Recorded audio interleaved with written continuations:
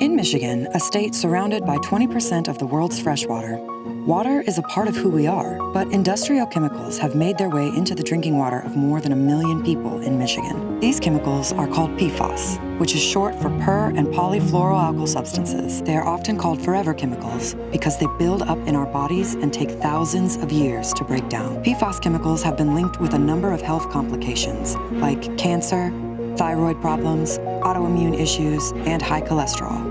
PFAS contamination has been found in more than 160 sites across Michigan, in our farmlands, in soils and livestock, in our cities and industrial spaces, in our homes, our landfills, and in our drinking water. The Great Lakes PFAS Action Network is a group led by impacted community members who are bringing communities together to hold polluters accountable and work toward policy solutions to clean up contamination in our water and protect our health. I am an environmental justice advocate for this community of the Fort and Schaefer area because we're overburdened with more than 42 major and minor polluting sources. And so I've been an advocate for at least 30 years. I first found out about PFAS contamination in the Detroit area in 2018 of PFAS bubbling up through the sewer on one of our major thoroughfares, Schaefer Highway. This particular year, it bubbled out into the roadway.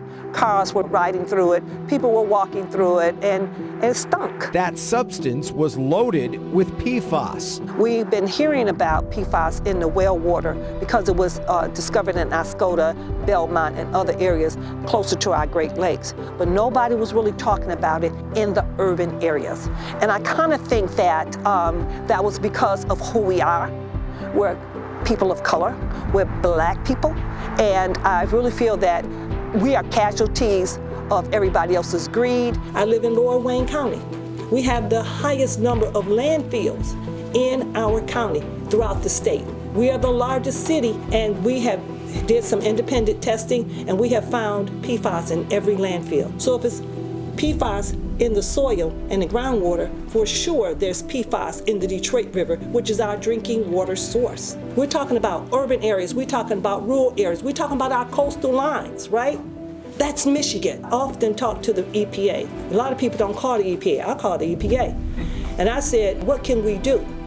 He said, Theresa, you can call, you can write, you can advocate. So that's why I became involved with the Great Lakes PFAS Action Network, to be able to help my community and my surrounding communities and other populations, because as an advocate, you advocate for everybody.